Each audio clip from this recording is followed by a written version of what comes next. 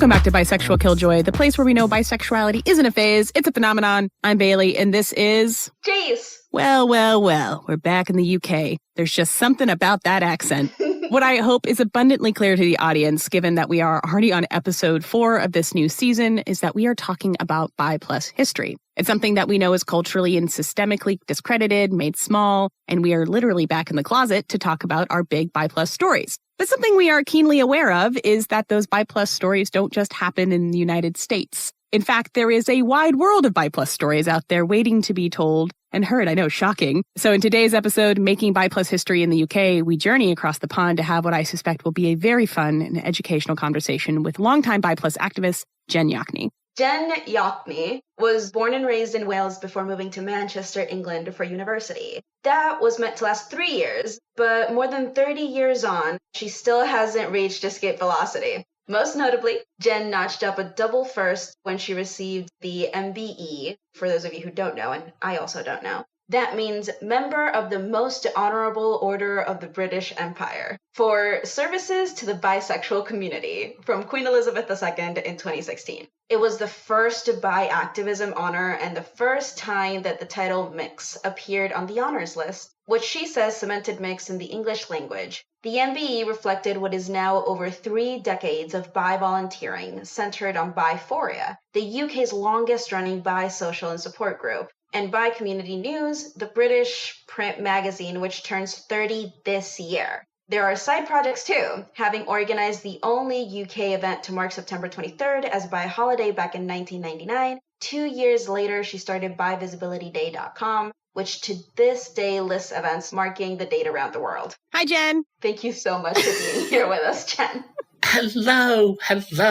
It does sound an awful lot when you put it all together like that. It really does. It's a bit scary. It's clearly time I retired, but people won't let me. Yeah, we're going to talk about that. But it is We're not sorry about not letting you. Well, we can't sympathize with it. But, you know, when I met you in an interview for the Bi Plus Book Gang just a few weeks ago, and we started talking about Bi Plus organizing because that's what people like us do immediately. Like, it's our whole personality, whether we want it to be or not. I knew immediately that I wanted you on the show. And then I mentioned that we had met to Jace, and this big grin was on their face immediately. I mean, Bailey was like, I just met Jen. And I'm like, oh my God, yes, I know. They're great. I keep meaning to message them for like years, and now it's been years. It happens. If you're a bisexual activist, you have a to-do list that you kind of carry around in your head, written down your arm, and a few little post-it notes around your monitor. And there are all these ideas, and people it's a form of oppression. You know, the whole bi means 2 thing, that we're supposed to get the double of whatever. We don't get twice as many hours in the week. How on earth are we meant to keep on top of our to-do lists? It's unfair. It is Truly. double the length of every other straight person's to-do list I've ever... Like, when we compare notes, mine is bigger. I'm just so excited to have you here. The first thing that I remembered was the time that I saw you. I was writing one of my dissertations. I haven't done one of those yet. My master's thesis. I sent you a picture of you being quoted, and I'm like, oh my God, I think I know this person. Is this you, Jen? And you're like, yeah, I didn't realize it was going to be in a journal, but there it is. And I pulled up the title of that article too, just to make sure. It was on guidelines for researching and writing about bisexuality, which means that your activism has gone far and wide, not just with people and interpersonal relationships, but also in academia, which is really cool. It is lovely because that started, to be honest, the research guidelines started from, and I'm going to use a term here that I feel belongs in a lot of our lives, pissed off activist. In our particular cases, pissed off bisexual activist, but both running a community group for bisexual people and publishing a print magazine. So often I would get contacts from people doing research at whatever level of, university or what have you. Like, hi, I'd like some bisexuals for my research, please. Could you send me 30 black female bisexuals between the ages of 30 and 45 who live in rural areas for my research project? Or whatever other thing they had come up with, and you're like, yes, yeah. I'll take them out from my enormous bag where I keep all of my bisexuals. Do you only want the 30? Because I tend to send them in boxes of 144. But people would come and they would say these things, and you would, in as much as you could, publicise their call for people to take part or announce it at a group or stick it on a notice board. And then they would interview those people, and they would go away and get their master's degree or their PhD or whatever on earth it was. But nothing ever came back. Yeah. And that felt to me wrong. That if you are going to, honestly, build your career, build your reputation, but also just produce whatever the thing is that you're trying to produce from us as a community, I want those people feeding back to us what they learned and not locked up in an academic journal that it costs $50 to be able to look at a copy of online and all those kinds of things. I want it in things like Bi Community News, in Bi Women Quarterly, and those kinds of things. So here, we asked you about this stuff. This is what we learned, and what we learned from that research may be helpful to the activists, may be helpful to the community. So you take, all the things that we have learned about how different, bisexuals' health experiences, wage inequality, all those kinds of things. Great that the academics learn it, but if we can learn it and that can become fuel to the fire for activists pressing for change, we don't just want to go, oh, look, bisexuals, isn't it terrible? Oh, well, the whole point of creating these groups, creating space for these voices is so that the terrible becomes less terrible.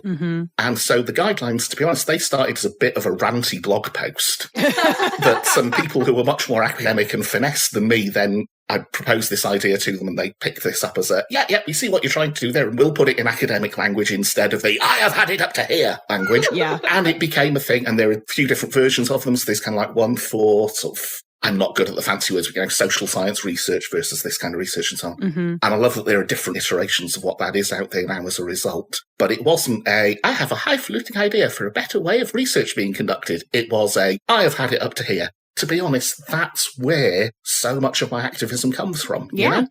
People say to you, who are your role models? Because role models will inspire you. Role models never inspired me. What inspired me was getting so freaking narked about someone being awful that I got up off the sofa and went, I'm going to have to do something about this. Yeah. Honestly, my role models are people who get pissed off and they're like, let's do something about it. But before we get into any more of the activism of it all, we actually just want to talk about what is it like to be a bi+ person across the pond. Like, most bi+ people in the States don't know about their history here, let alone across the world. So do you think you could give us a taste of bi+ activism as you've seen it develop over the years in the UK? Yeah, so a little bit to just kind of place me in time. I come into all of this in the late 80s because I'm 50 years old now. And in the UK, we had a piece of legislation passing through Parliament, which is popularly known as Section 28, which was a law to say, basically, you can't tell school kids that gays exist because it might give them ideas because of that weird contradictory thing that takes place in a conservative mind of, on the one hand, homosexuality is abhorrent and disgusting, and on the other hand, if you tell them about it, they'll all want to go. I don't know how you hold those two ideas in your head at the same time, but some people manage to do that, and all praise to their amazing duality kind of brains. But I was a school kid at that point, and I wasn't out to myself, but I got angry about it. Many of us do this, I think, before we come out, and I think more so for bisexuals than other strands of LGBT maybe, that it's not that I'm bisexual, I'm just deeply annoyed on their behalf, and I think this is wrong on a matter of principle. Because if I wanted to kiss someone of the same sex, that ought to be fine. Not that I do, but it ought to be fine. Not that one over there specifically, definitely not that one over there specifically. It ought to be okay. So that got me kind of switched on to queer stuff and eventually did the great mental, I read a book with a lesbian character in it when I was 15 turning 16, and suddenly the penny dropped that this word starting with B that I had known for at least 3 years was the word to explain all the stuff that was going on in my head. Because I was living in a small town in the mining belt in South Wales in the 1980s. Not a good time for coming out. Certainly not a good time for coming out if you want to meet anyone else who's going to be out as well. But I moved to England, to Manchester, to go to university, and this is at a point where Manchester had the Hacienda, which was one of the most famous nightclubs in that sort of like start of the 90s musical scene around Manchester and all those kinds of things. And there was a gay night there, and I definitely started my degree with good intentions that slowly slid down a very oiled path towards, I did turn up for university regularly, kind of a thing, but with a huge queer scene around me. And so went to lesbian and gay spaces going, I'm bisexual, you'll be welcome. Oh, okay. And I saw how the out bisexual person in my university group was treated and went, I'm not going to tell people any specific words. I'm going to let them guess. Oh, no. Let's not invite the extra opprobrium that entails. You can imagine from what I wound up doing afterwards. that meant I got annoyed. I got pissed off over time and led me to walking into the local lesbian and gay centre one day going, I have had it up to here with having to either defend the legitimacy of bisexuality in lesbian and gay space or put up and shut up. Mm-hmm. I want there to be a bisexual meeting that takes place here. Hopefully there'll be more than one bisexual in a city of 2.2 million people. And I went in and went up to the desk, and there, right next to me, was a sign that says, new group just started for bisexual people of all genders. BiPhoria meets on Tuesday night. And I was, oh, this is wonderful. I don't have to find space in a booking diary. I don't have to think up a name. There's at least one other bisexual. This is going to be less bad than I thought.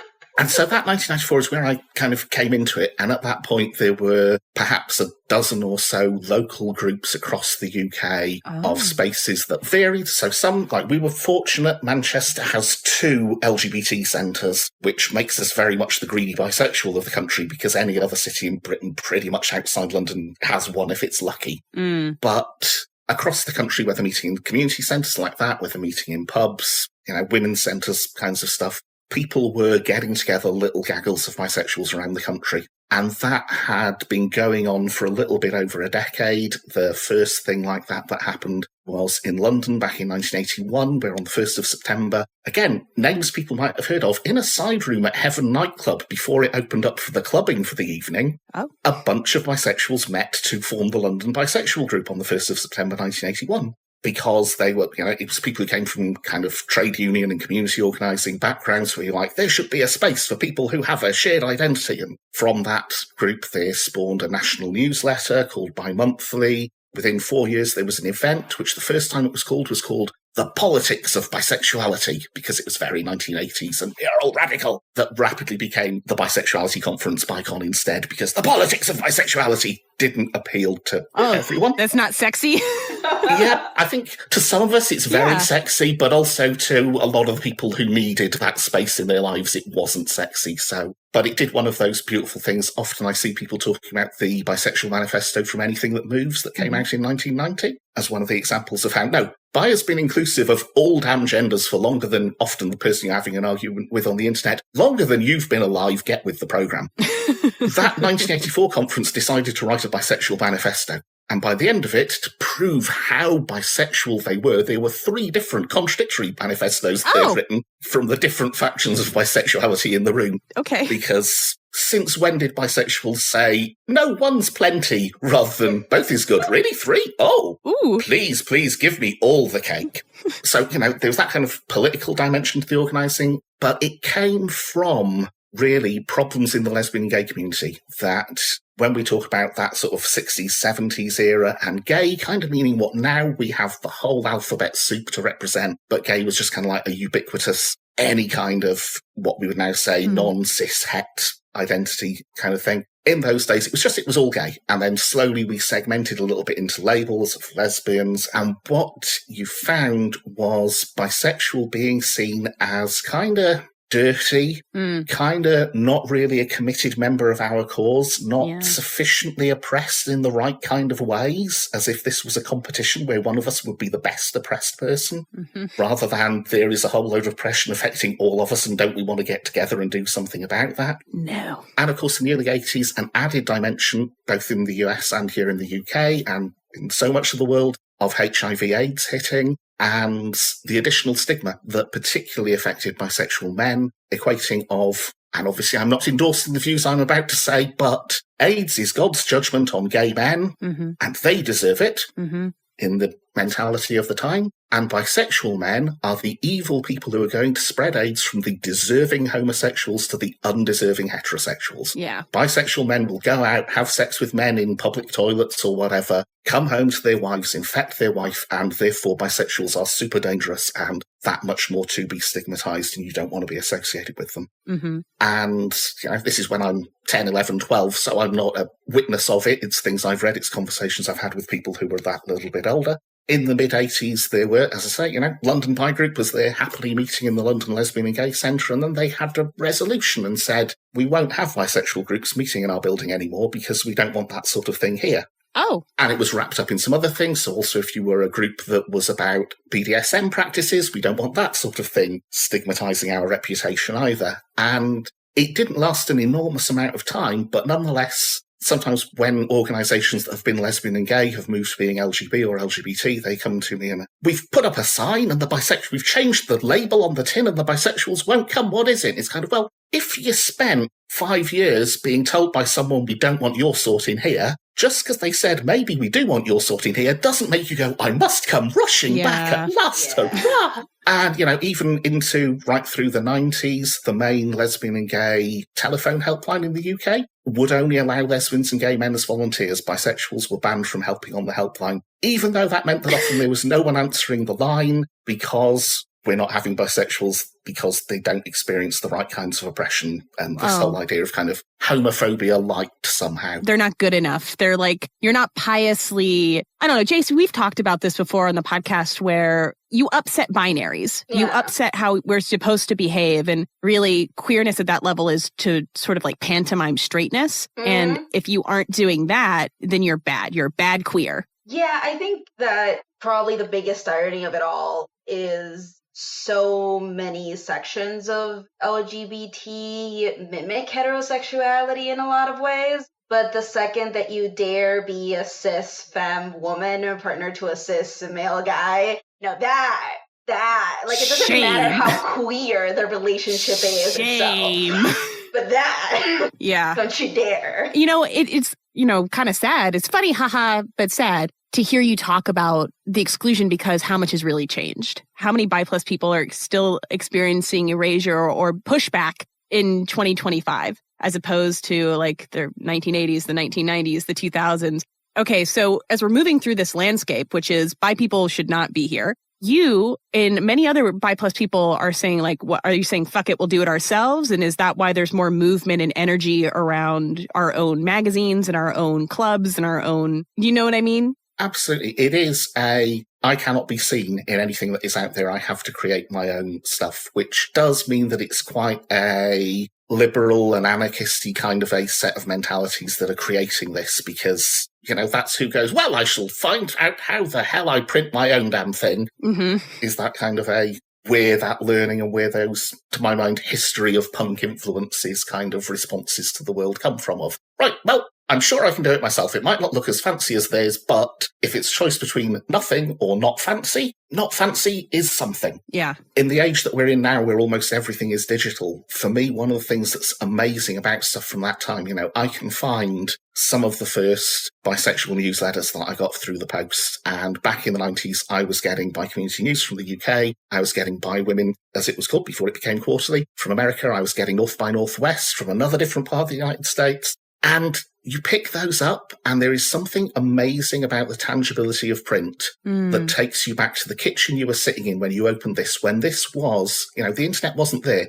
This and the day of the month that you went to your bi group were the two times when your sexuality was real, when you got validation, when you got to see yourself reflected. And, the smell, the texture, you don't get that from a web page. I've been on archive.org and looked at web pages from 1996 and you go, oh, look, 3-frame GIF animations. That's nice. You don't go, this takes me back. This fills my heart with remembering who I was when I was 18. It doesn't have that kind of a thing to it. So, it's in the same way that now when people come to you and say, maybe I'm bisexual and I want to be out and I want it to be a part of my life that's acknowledged, but also I don't want my existing relationship with my non-bisexual partner to be threatened, or I'm naturally inclined to monogamy. I don't want to try it in the whole idea that, well, you can't possibly be bisexual if you haven't tried people of every available gender or at least two. That kind of thing. How do I make my bisexuality real? And to me, physical objects, physical things that have the equivalent of that piece of paper, be it there's a bisexual magazine sitting next to the toilet, so when someone comes around and spends 5 minutes passing the time, as all of us need to do from time to time, they get a little reminder that you're still bisexual, because passive aggression is the best way to get your revenge on people who erase you. That does feel bisexual. It does. But, whether it's your jewellery, whether it's the little piece of glass art that you hang in the window that just means that a bisexual flag projects itself across your room at a particular time of day, the internet is lovely. There's nothing quite like something in 3 dimensions. Yeah. Jace, what are you wearing today? What is your shirt? Oh, I'm wearing a Bi Brigade shirt today. Yay! Yeah. I wore mine yesterday. I think that is exactly like when we wear them, we want people to read them. And sometimes it's fun for someone to see it like, Bi Brigade. Oh, were you in the Bi Brigade? I know so-and-so. Do you know so-and-so? Like, it was a gift. Big fan of the organization. However, I don't know everyone in it. I'm just proud to wear it. But speaking of like tangible objects, something that we assume is very cool is that you have an MBE. And you should explain to the audience, not us, because we know, what is an MBE and what is the significance of it? So, twice a year, the monarch of the United Kingdom issues a list of kind of people to be recognised as the great and the good of the country. It's a fairly long list. It's not like you are the best person in Britain, but you're maybe, one of this 6 months' best 500 or something. And there are different sort of ranks in what level of honour you are given that go from the very lowest rank where you get, which I think is the British Empire Medal, where you get a little gong and the letters BEM after your name, right the way up through things, through stuff that listeners will have heard of being Sir So-and-so or Lady this, which are, way above me in the hierarchy. And what I got given was the MBE, which means that I am, and this is a very fancy phrase that I did not know until I received it, because who on earth would? I am a member of the most honourable order of the British Empire, which basically means if I had an enormous amount of money, I'm allowed to hire St. Paul's Cathedral for my wedding. Oh. I don't have an enormous amount of money. I don't have anyone who wants to marry me. But those are two minor things to have in the way, But it also means that you are invited at some point in the following 6 months to Buckingham Palace, and the monarch or one of the princes and princesses presents you with a medal in a very, amazingly fabulous ceremony. You can imagine the glitz and grandiosity of this is absolutely wonderful. So the interesting thing to me was that when I received my MBE medal, and it was pinned to me by Princess Anne, afterwards you go away and you talk to other people who've done LGBT activism who have also been recognised in that sort of a way. Obviously, because, LGBT History Month, say you go along, there's someone else giving a talk. Oh, your organisation got the organisational equivalent of an MBE. And every time it seems to be Princess Anne, she is like the member of the royal family in Britain playing, or at least cheerleading for our team, because it's always, she delivers the medals if it's some kind of LGBT thing, every time it seems to be her.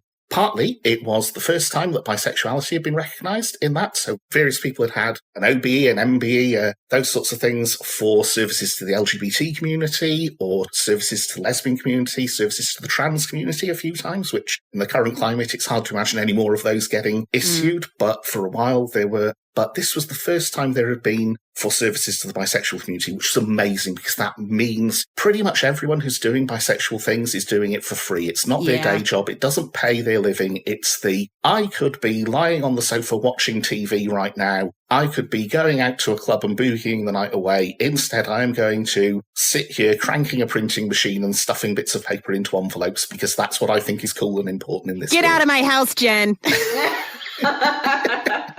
So, having that recognised as these voluntary efforts are as important as often, people who are chief execs of LGBT organisations that get paid good salaries, certainly far more than nothing, to have that recognised on the same kind of footing felt amazingly important. But when I got the letter, I faced this heck of a dilemma because you receive a letter through the post and it says the Prime Minister is minded to give your name to Her Majesty, as was, for inclusion in this year's honours list. We need to check, first of all, that you're willing to accept it, because it would be awkward if it was announced that you'd received the MBE and you went, poo to that with knobs on, in reply. But also we need to make sure that we get your details right, because it would be horribly embarrassing to announce that you received the MBE and we've spelt your name wrong on the proclamation or that sort of thing. So you get a little piece of card that says, I'm happy for my name to be put forward. It doesn't mean that you necessarily get the honour. There are people who get that letter and then the Queen would go, no, I don't entirely approve of that, gentleman. Oh! And so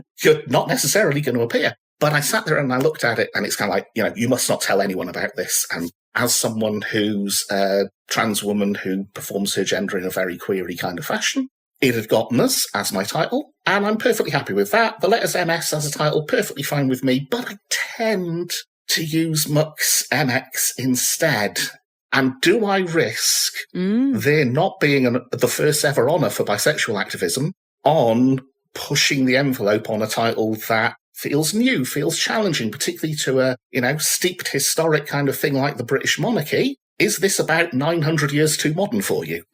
Mentally, I tossed a coin and went, sod it, let's see what happens, and crossed out the mus and wrote in mucks and sent in the paperwork. And then, of course, you don't know. Everyone who gets nominated, you have no idea until the list is published whether you are on it. You know that it will be published at 10 p.m. on June the 11th, and that at that point, you will be racing to the internet to look at the relevant page of the Buckingham Palace pronouncements to find out whether you really have got it because of... Except, and I had to not tell anyone, I was in a work meeting about a week before the list was published, and my phone rang, and it was a central London phone number in a way that I was not expecting a phone call from, but it was the kind of phone number, if you were aware of these things, and I've spent time dealing with members of Parliament, members of the House of Lords, it was that kind of a Parliament-ish kind of an area of London dialing code. Okay. And I go, I think I need to take this, sorry, and I step outside, and someone from the other end of the line says, hello, I'm calling from the Cabinet Office. Obviously, we cannot tell you whether your name is going to appear in the honours list because that would be a breach of protocol. However, we are preparing information for the press about interesting people who are on the list. And we wanted to make sure we got your pronouns right. Okay. Which kind of blows the gaff. You're pretty confident when they're preparing the press release. Yeah. But I am a very good, obedient person when I am given the right kind of instruction, and so I did not tell anyone still until 10 o'clock. At that time, dating a couple of people, one of the people I was with, I'm kind of like, yeah, let's not go to bed early. Let's stay sitting up for a bit. No reason. Hit refresh. Right, it's public now. I'm allowed to say you. There's a thing on the internet. My other partner, bless her, had gone to London for a weekend's clubbing and partying. And I texted going, hi, I don't know if there's a signal where you are right now, but could you call me fairly urgently? Oh. Don't worry, I'm not dead. No. Thank you. See, that's thoughtful. There's kind of like, it's okay, it's not bad, but you really should. So have this conversation down the phone to someone who's been drinking and dancing for a while about, I'm in the honours list, I've got an MBE, oh my God! And, amazing, brilliant moment. However, that was a day in June 2016, and everyone woke up.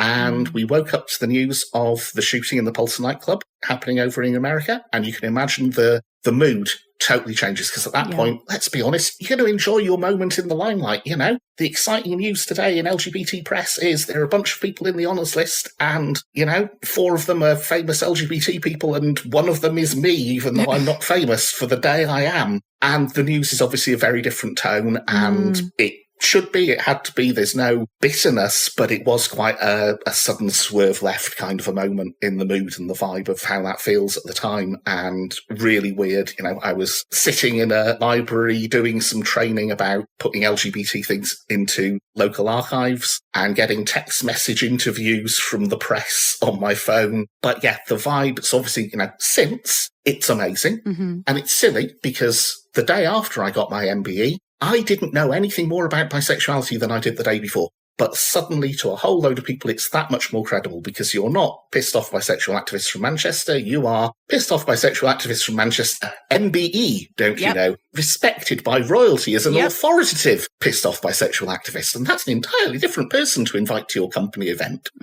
So that was the moment where it happens. But then you go to Buckingham Palace, you receive the medal. And I wanted to incorporate both the bisexuality and the gender queerness into what I was presenting there. And so I found a purple suit, amazing, really ostentatious. It was wonderful. You're there waiting to receive your honours with some other recipients. And people just assumed that they didn't know quite who I was. But I was like clearly a pop star or a radio personality or something like that because, you're in a very glamorous showbiz kind of outfit. Purple suit, blue hair, pink gradiating through to blue blouse. When you are presented, you take turns to go up and receive things, and you sort of walk to the middle of being in front of a kind of throne thing where the princess is, and you bow or curtsy, go forward, receive the medal, have a few words with your royal, walk backwards because you should never face away from a royal. It's very bad protocol. You always have to be facing them. I know, but hey, it's their house, it's their rules. So far as I'm concerned, I'm in the Queen's house, the Queen gets to say how we behave here, whether we keep our shoes on.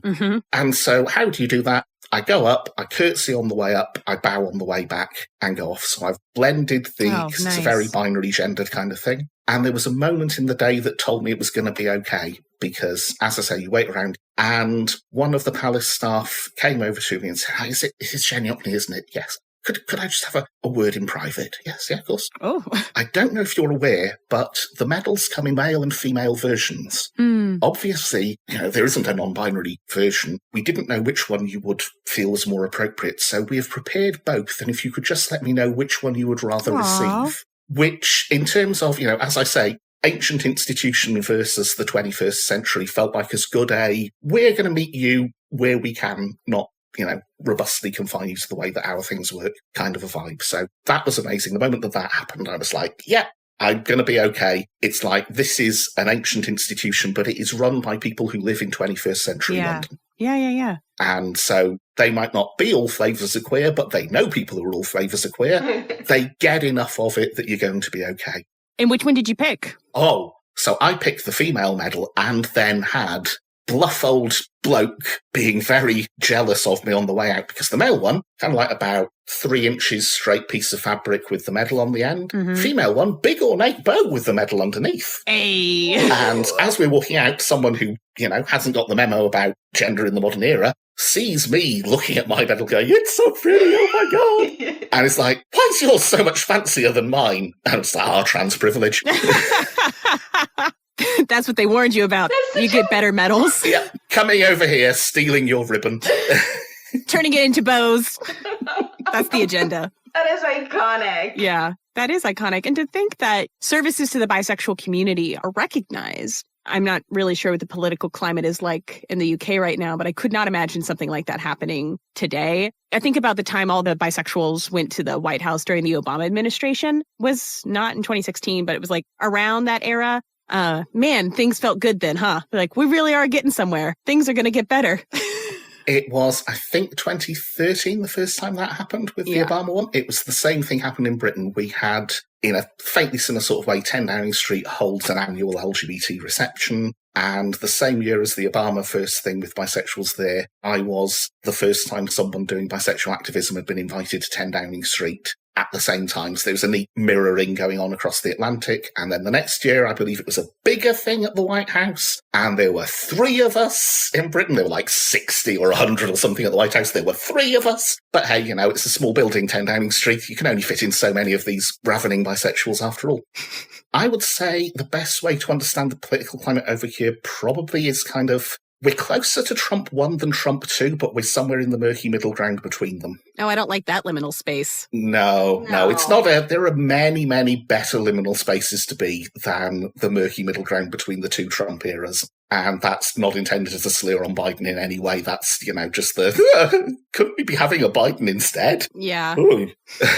Before we jump into the rest of the legacy around Bi+ activism in the UK, we're going to take a moment to hear from our sponsors.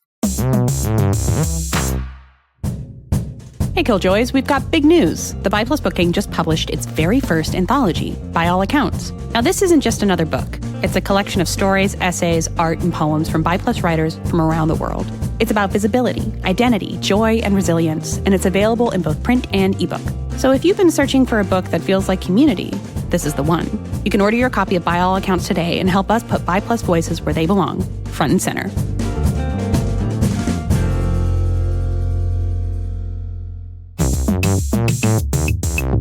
Welcome back. So now we're ready to talk about BiPhoria. It's the longest running Bi+ social and support group. Hello, thank you in the UK. Long-standing Bi+ communities are so rare and precious that whenever we can talk about them, connect with them, we get really excited. And so you mentioned sort of what led to the formation of BiPhoria all those years ago was basically like, we've had it up to here. We are queer. We want our own space. But people still go to BiPhoria. I wondered, what do you think leads them to it? What are they seeking and what do they hope to gain from support groups? I think, in a way, it's a fascinating thing to look back then and now, just in how life has changed for bisexual people. Because back in the early 90s, people would come through the door and partly it was, I've worked out that I'm bisexual, or I think I am, and I'm kind of scared that I'm the only one, and I don't know what it means for me. I don't know what it means for my partner, for my kids, for my relationship, all these kinds of things. These days, people no longer think that they're the only one. while we might go, gosh, it's very skewed towards young, attractive women and that kind of stuff, there is bisexual representation out there in the media. You have been able to find some other bisexuals out there to look up at in a way that was much less the case 30 years ago. Yeah. Because what we do is social support. It's not simply propping up a bar. It's having a structured discussion space where you can chat about particularly how biphobia has impacted your life or how you're trying to process stuff around, okay, I'm bi and what does it mean for me? How do I tell my partner? What do I tell my kids? All those kinds of things. That moment of crisis is still the same now as it was then, because it's not about the wider culture. It's about you and your mum and dad, you and your husband, you, and those things are a matter of human moment. It's much more microcosm than the big picture. Yes, it's easier because you're thinking of coming out to a member of your family. Okay, well, there'll be a bisexual character in a show that you both watch. What do they say about it? Do they go, it's disgusting, this shouldn't be on before the watershed? Do they go, I can't believe that character's partner is treating them so badly? Hey, that's a more promising door to push against. It's that sense of, it's not just me. And for a lot of people who come through a group like ours as a result, they come for maybe 1 time, 6 times, a little bit of their life almost with it, processing through, this is what this means. This is this thing that I need to deal with right now. And then maybe they reappear 6 years later because something has come up and they need a room full of people who get it, who you don't have to explain that you're still bisexual despite being in a 20-year monogamous relationship, that bisexuality is real, that biphobia isn't just you whining about something for attention, but is a real thing in all sorts of ways. And you need a room with people who will get that, because you don't want to have that argument. You want to talk about the thing that happened and how it's affected you and how do you handle it the next time that comes up at work or wherever it is. And a room that you know is going to be full of 20 other bisexual people is the place where you can do that. In that sense, in a way, I kind of feel there is a less pressing need now than there was in the 90s and noughties, and even more so the 80s, for that kind of support space. But it is still there. It is still a thing that people need some of in their lives. And I look around, in particular, someone got in touch with the group a little while ago, about 6 months ago now, and was like, what you do is amazing. I love it. But I'm a lesbian and I need something kind of like that for me. 10 years ago, 20 years ago, 30 years ago, I could have pointed them at an equivalent lesbian space in Northwest England, and I can't anymore. Oh. And I'm really curious about how much, partly because of kind of societal change and things post-COVID and, the economic fragility that we're all living through, of how much tighter all of our budgets and so on are. But it feels like there's much less of that out there. And I wonder whether, at a simple, satisfying a primal need, hey, pull out an app, swipe left, swipe right on that one. Heck, I'm feeling thirsty, swipe right on the next 37, maybe I'll get lucky.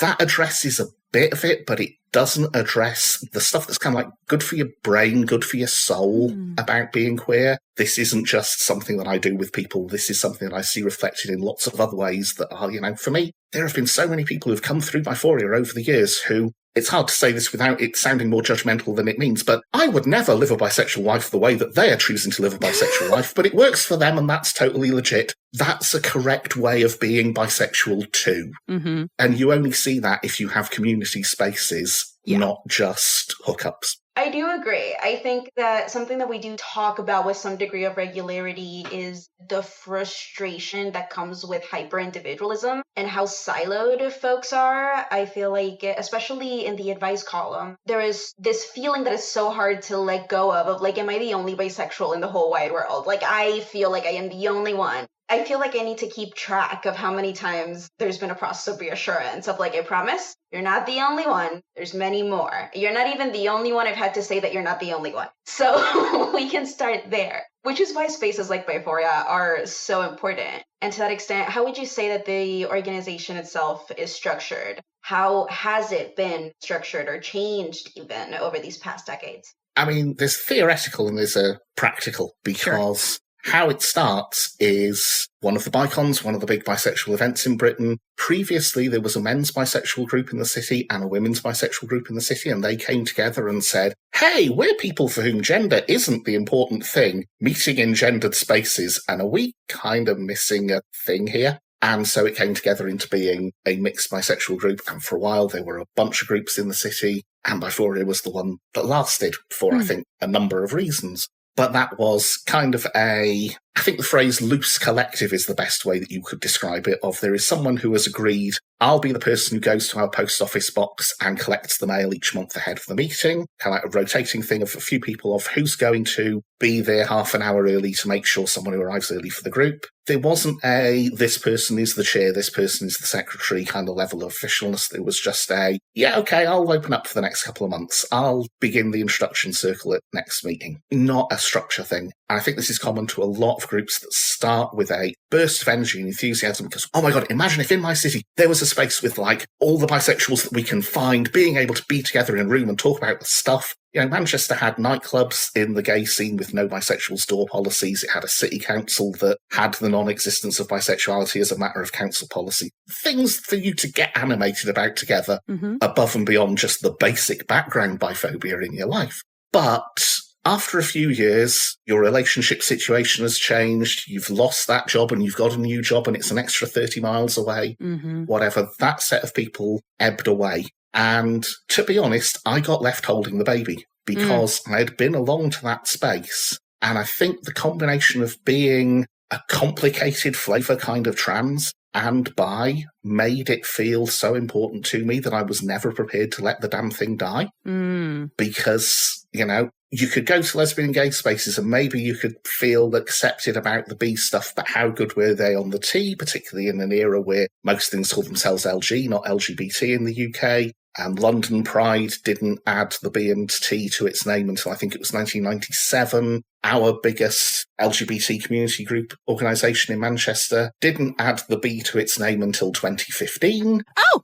Yeah, part of it was just the unique circumstance of the city, of how bad the sort of like institutions of queerness in the city were on the B that made you feel that motivated that, no, there has to be somewhere for everyone who's gone, to have as a refuge to flee to. So for a chunk of time, it was just me going, I'm going to keep the damn show on the road. I will keep turning up. I will keep making sure there is this space. And I think the reason I was okay doing that as a person was before, and this is kind of like my lesson when people say, I want something like BiPhoria, I want that kind of supportive space for bisexuals where I live. I went to a lesbian and gay group and spent 6 months volunteering with them to see how they did things, what kind of problems came up from an organizer point of view, to get experience of the different stuff that you needed to do before I was the person in charge of doing it. And where you can, that's always my number one advice on this, is just don't assume that because you have a passionate desire for there to be a bisexual space, that you're going to be a brilliant person to make it happen. Sometimes also you need to think about your motivations, how life might change. I want there to be a bisexual space, and also I really want a bisexual girlfriend. Great, but are you creating the space so you get the girlfriend? Because if so, that could be really creepy for loads of people who come along to the group, and maybe that's not the way you should find her.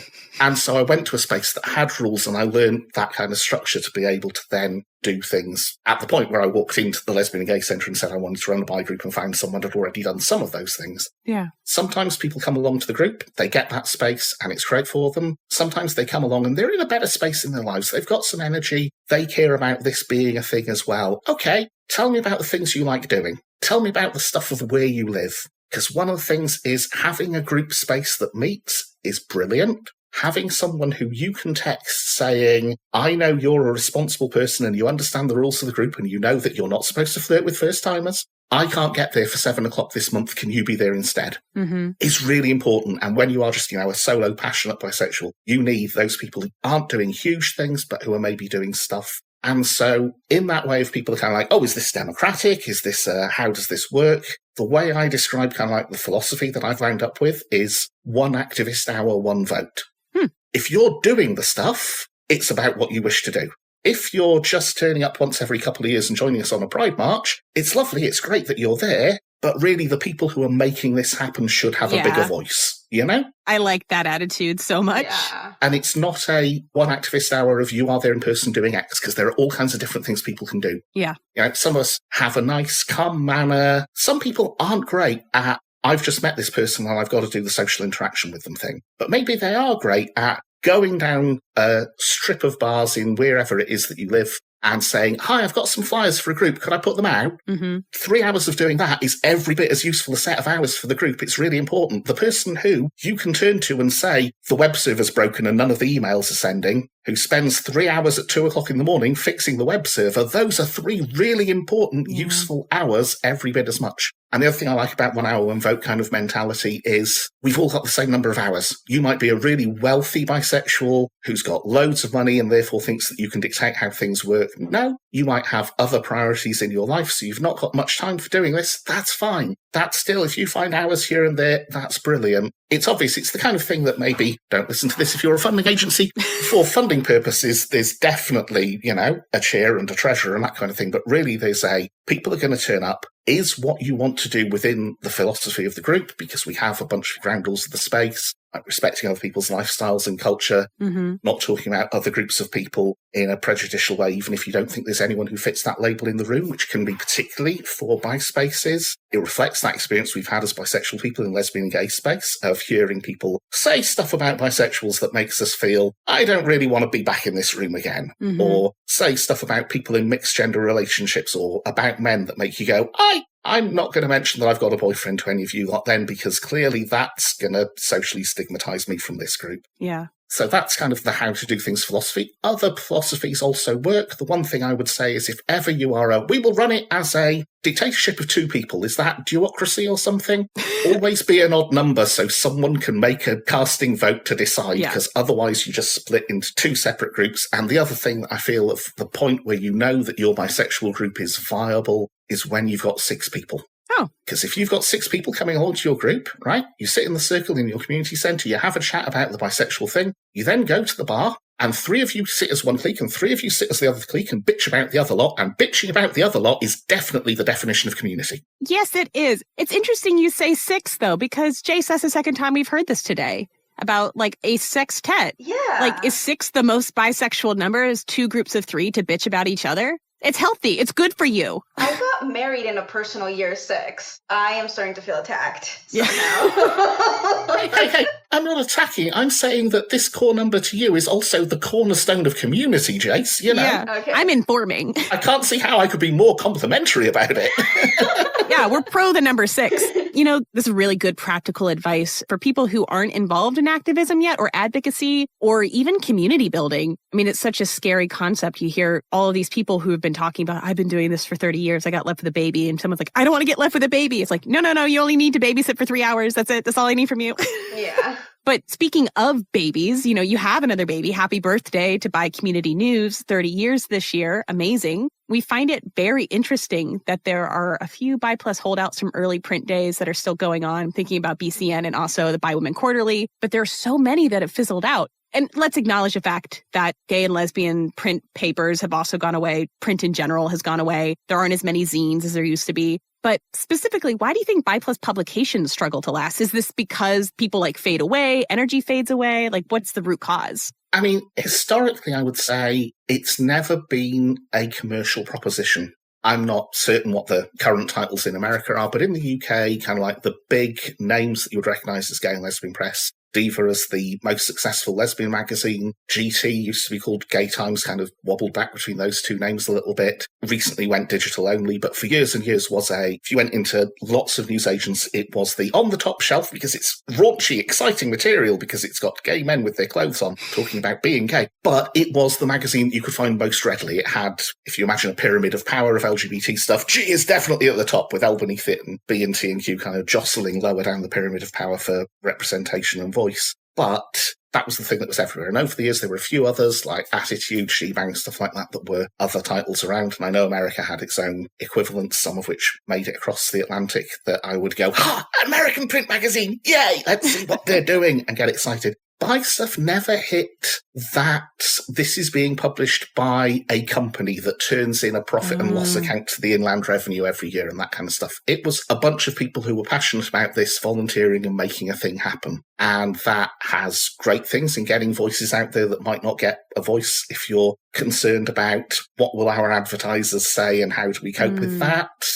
Community grassroots press that doesn't have to be accountable, can turn around and say the local gay scene is terrible and 3 of the bars ought to shut because of how they treat their disabled clients or whatever. That's a thing that you can't do in the commercial press if you're dependent on advertising from those venues, from those brands, that kind of thing. So it gave us a certain kind of power to say things, but it also meant that you never had that reach, that distribution, that sense of there are people whose job it is to keep this going, and therefore there will definitely be another issue next month because someone's getting paid this much to make sure it happens. Oh, yeah.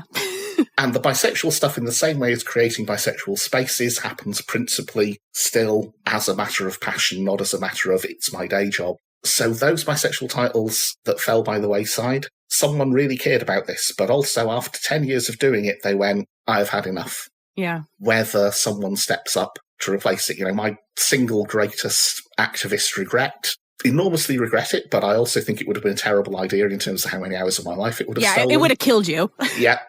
Bailey knows this one. Anything that moves closed down. For most listeners, I imagine it's before their time because it closed down in about the year 2000. It was a bi and related print magazine in the United States that would notch up about 64 pages an issue when BCN or Bi Women were doing 12 pages in a good month. It was, this big chunky thing with a full colour cover when colour printing was so damned expensive and got fairly good distribution. There were a couple of places in London you could pick it up, even though it was published on the West Coast, I think, of the USA, somewhere like San Francisco. And they came to this point in 2000 where they said, and this is something that we see often with small press things, we did the first issue, and then a month later we did the second issue, and then 2 months later we did the third issue, and then we were running out of energy a bit, and 3 months to do the next. And then we did another one after 6, and it's been a year, and we've managed to do another one, but we are clearly knackered and have written every damn thing we can think of to write. Yeah. We want to do other things with our lives now, and that's absolutely fair for anyone. Even doing a paid job, you might want to go and get a job somewhere else. Life takes you somewhere else, but for volunteering, doubly so.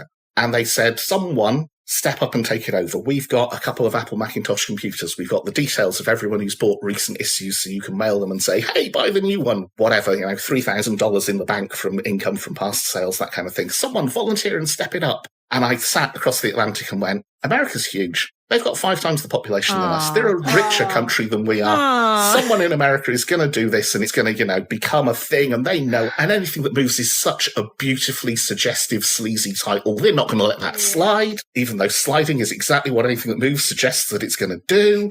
And I didn't send in a bid, and nobody did. Yep. It folded, and the stuff got donated to local LGBT projects, and I love BCN dearly, though. As someone who runs a group called BiPhoria, there are times where I think, do I just steal the BiPhoria name and put it on the cover of the magazine? Because that's a more exciting title for a magazine than Bi Community News, which wasn't my title and is, historic and inherited and that sort of thing. But neither of those are anything like us. Hey, have you caught this suggestive-sounding bisexual magazine? This is going to be a good, raunchy read. I want to see this of Anything That Moves. And we lost it. And that's gutting. But, it is a matter of comedy. I do that kind of, candid humour about it. So one of our big broadsheet newspapers in the UK in the 80s, 90s and noughties was called The Independent. One of the cheesiest, sleaziest, most, oh my God, they can't print that tabloid newspapers was called The News of the World. They are both gone. One of them in a scandal about stuff they had been doing with hacking phones of people. One of them just because the print market collapsed. And, I like to take the proverbial out of this to myself by saying, who would have thought when I took over the helm of my community news that within 10 years it would be outselling the News of the World and the Independent put together? Doesn't mean that's many copies. Anything that's provided it's one copy, it's more than both of them put together now. But it is weird seeing so many lesbian and gay titles fall by the wayside as well. What really hurts me about Anything That Moves is that it's a pain that bi plus people feel. And I feel like everybody else just kind of ignores it. I remember pitching a project regarding Anything That Moves to my professor while I was doing my master's degree. And her response was, well, if the publication wasn't as old as it is, I might have encouraged you, but it's been too long. And I'm like, but nothing since. Like, we don't have anything like Anything That Moves. Not since it disappeared. Something needs to be done with this. It can't just exist in the archives. And I can't even remember the project that I pitched right now. Like, that's how much I've been involved in other stuff. But it still hurts me how magazines that had so much potential just didn't do, especially because the professor that I was talking to was heavily involved with Ms. magazine, and Ms. has done its own thing, and Ms. is great, like fantastic, I love it. But I had hoped for more support in that vein. And I think that it only comes from people who know how important Anything That Moves was and still is for those of us who regularly look up the archive website. To that extent, what has inspired you to keep Bi Community News going? And how do you retain that kind of life force to keep it going? Partly because I was the kind of kid who would sit there and draw their own pretend magazines about the things they were passionate about as, not just when I was kind of 8 and 9, but when I was 13 and 14, and this is deeply uncool as a teenager, but I have the urge, I want there to be, because, again, pre-internet, so much was things that I was passionate about. Your nerdy little autistic interests were the magazine that you can get from the shop at the bottom of your hill once a month, and if someone else has bought the only copy that they get in, you're really mad because you've got to go 7 miles to the other place that you can get it. And so that sense of print journalism being something that showed you life, but also knowing how much the lesbian and gay press and the mainstream press, but, the lesbian and gay press we expect more of on queer stuff, wouldn't print things about bisexual stuff. We've talked a little bit about BiCon. The gay press would only write articles about it if it was held in London. If it was held anywhere else, and the whole part of the mission statement of BiCon was that it went to a different city each year so that it was levelling out accessibility. If you lived in the far north of the British Isles, there would be years where it came to Glasgow or Edinburgh and it was kind of close to you. If you lived in the southwest, there would be years where it came to Bristol. There would be years where it came to Wales, where it was in the Midlands, and it would move around. And to me, that's amazing because that means everyone gets a turn of your train fare is ridiculously extortionate this year. Maybe it'll be closer to you next year. Mm-hmm. That also then leans on people to be an activist because, and if you volunteer to be part of the team, you might have some sway on where it is and it could be closer to you. But the only times that we would ever get Diva to run an article about it, that we would get the Pink Paper to run an article about it, was if it was in London. Because if it was outside the M25, it was basically, here be dragons. We don't really know about that sort of thing. Stuff that happens in the capital is what's important to our readers. Mm. And so huge amounts of bisexual stuff happened that would never get recorded in the gay and lesbian press if you only had them as a way of keeping track, as a way of researchers. There is 10 years of amazing examples of the language and what the discourse was like in Anything That Moves across a decade of bi and allied activism and opinion and so on, that, just doing keyword searches to see how language changed over the course of that decade. You can't do that with a gay and lesbian press that whenever an article about, there's been a bisexual thing happen in Manchester comes in, would look at it and go, oh yeah, bisexual thing happened in Manchester. Right, cross out Manchester and put in London. Mm. And instead of bisexual thing, maybe put drag queen. Yeah, there we go. That's a printable article. The only way that you are in the record is by making sure that there is a record. And one of the things I love, there is a complete run of Bi Community News magazine in the local People's Museum in Manchester, which is a kind of a trade union, liberalism, socialism, activist kind of place. They got donated a complete set before London got one for their archives because no. Obviously, the legitimate thing is, well, Bi Community News has been published since 1995 and since 1998 when I took over doing the printing and then later became the editor. It was based out of Manchester, so clearly geographically the representative places for it to be in Manchester, but also London's not having all the nice things. They shouldn't get all the shinies. We need them elsewhere too. Mm. But it's sitting there, and I know by the time this podcast comes out, it will already have happened by Visibility Day. There's going to be a going through bisexual archives in that museum, including this great big run of 30 years of history of what's been going on there for people to see. Even for people to see, in Manchester, we had one of the first Bi Visibility Day events back in 1999. You only know about that kind of thing because someone wrote it down and stuck it on a piece of paper, and then, and this is a call out to everyone listening to this who has got random bits of bisexual ephemera, when you go, I need to clean out my house because I'm downsizing or I'm moving, go to your local museum and say, I've got some stuff about the bisexual community in our town, in our city, and maybe a little bit trickier with some current administrations, but librarians, people who run community-focused museums want this stuff. And because there's so much less bisexuals, because,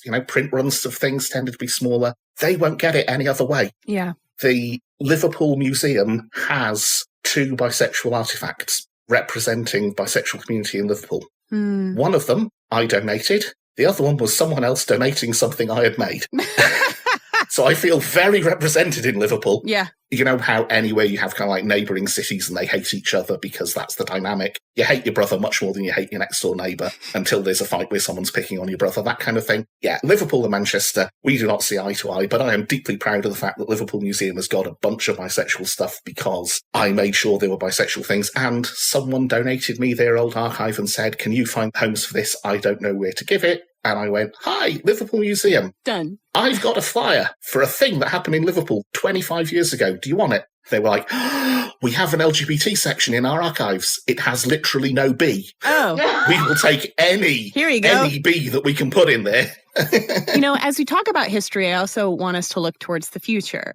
Part of resisting erasure and creating legacy and empowering the next generation to take over the work. And something that I've kind of talked about throughout the season is how I think there are 5 active generations of BI+ activists and how each generation teaches the next. Jace and I, our generation of activism, because of COVID, we lost Generation 4. We lost the transition period in which we would naturally be mentored and empowered and being like, this is how you lead and this is how systems work. And it's a real bummer because a lot of this stuff, it feels like we're reinventing the wheel when the wheel is like outside. We just don't know how to open the door. So something that we have noticed is quite a few BI+ organizations and publications are lacking this generational turnover. The younger generation is not being called in. They are not being mentored. How are you empowering the next generation to take over your work so that BI+ history can persist another 30 years? That's really good. And to some degree, I think I'm doing it far less than I was.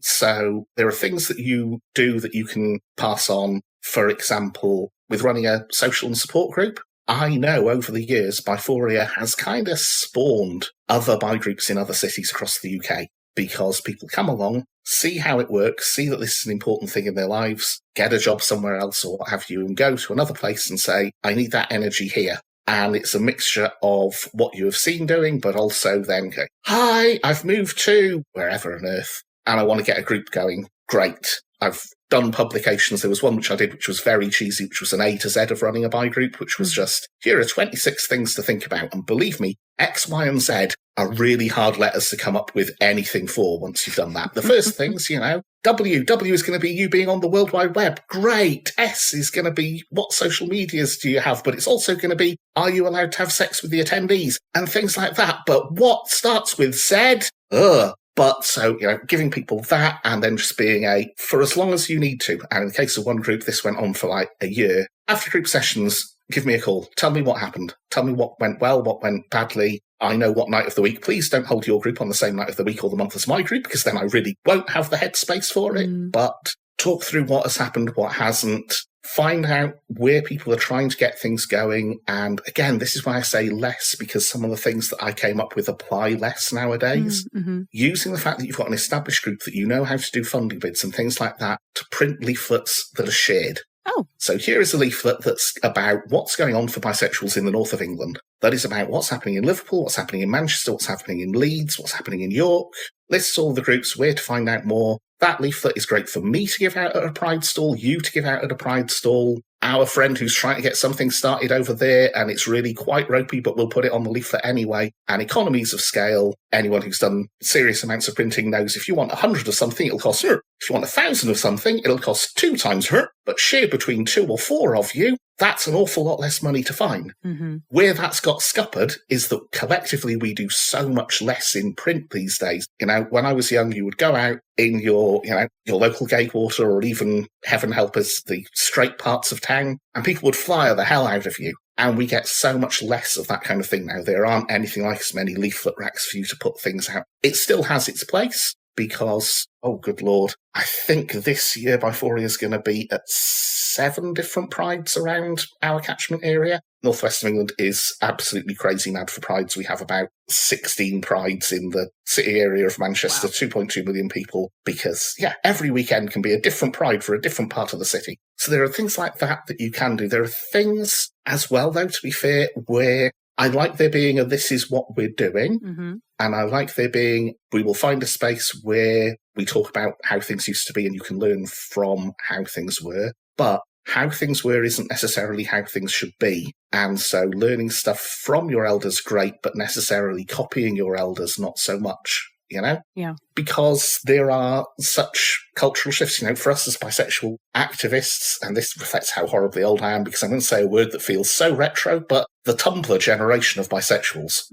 Oh my God, they were so weird for us. Mostly because the old generation of activists didn't really connect with Tumblr until too late. And so back in the noughties, there was kind of a generational war that happened between the old activists and the people who had learned everything about bisexuality from Tumblr. who thought they'd read on Tumblr that bi meant two and therefore was exclusionary of trans people and all those kinds of, and all the old activists who weren't on Tumblr because that's some newfangled thing, and frankly, I've got enough social media to cope with already. I've got a MySpace page, don't you know? By the time we'd caught up with, there's a load of bisexuals on Tumblr, the falsehoods about bisexuality had got their boots on and run 16 times round Tumblr, while we were just going, and how do I start an account? And so you got this whole kind of like generational war that I'm still frustrated about, that lost so much bi energy of should we all call ourselves pansexual instead, and exactly what does and doesn't bisexual mean and so on. As an old activist, I was both partly joining in some of those battles in a, no, let me tell you about the history and things, and partly just going, have you seen the statistics that we know about bisexual life? Because really, as a trans bi person, at the point where the spelling of bisexual is in the top 10 freaking things making my life harder,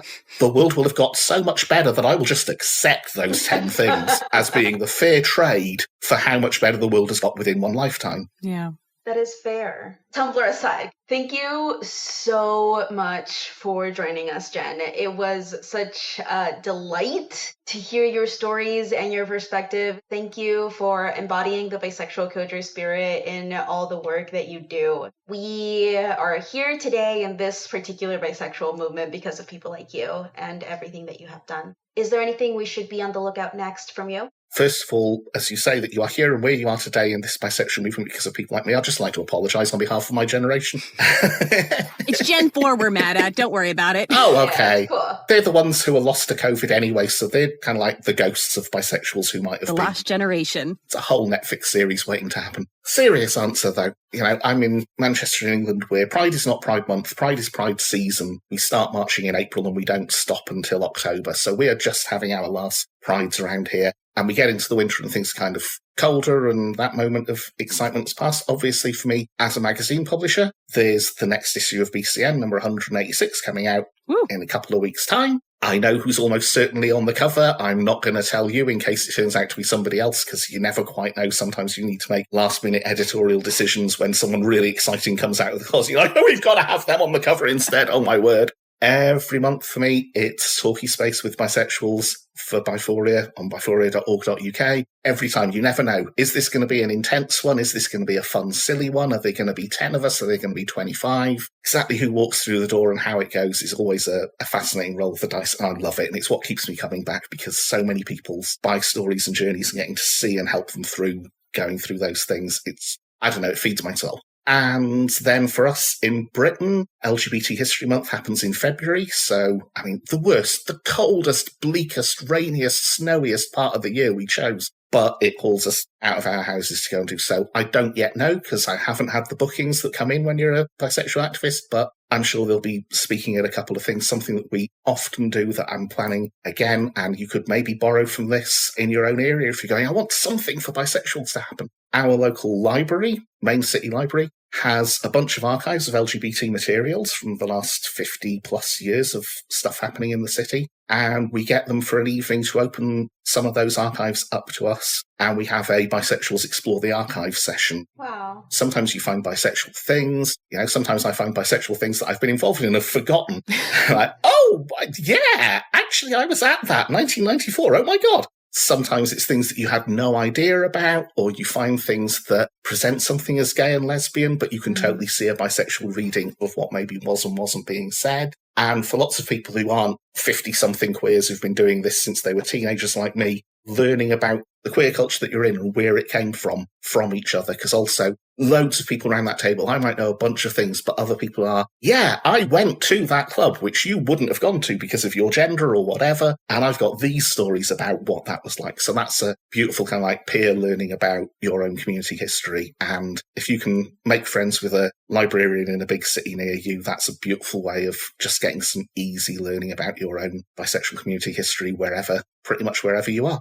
And it's statistically likely for that librarian to be bisexual. So, you know, Thank you for tuning into Bisexual Killjoy, where we know that bisexuality isn't a phase, it's a phenomenon. To support us, share us with your friends, family, and enemies. Subscribe to our Substack and rate our podcast, preferably 5 stars. We want to hear from you. You can share your stories with us on Instagram or via email at bisexualkilljoy@gmail.com. We would also love to answer your questions in our advice column, Give It To Me by Plus. So check out our Substack for more details on that. And until next time, keep being a bisexual killjoy. Stay bisexual and stay strong.